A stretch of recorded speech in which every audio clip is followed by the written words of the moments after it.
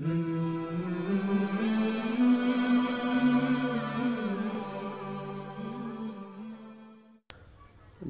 প্রবেশের দোয়া।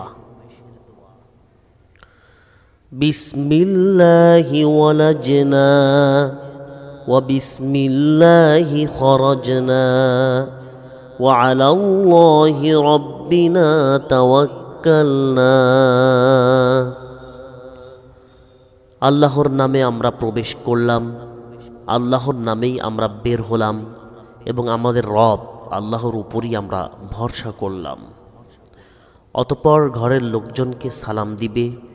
তাছাড়া সহিহ হাদিসে এসেছে, যখন তোমাদের কেউ ঘরে প্রবেশ করে আর প্রবেশের সময় ও খাবারের সময় আল্লাহকে স্মরণ করে, তখন শয়তান সে অন্য শয়তানদেরকে বলে, তোমাদের কোনো বাসস্থান নেই, তোমাদের রাতের কোনো খাবার আজ নেই।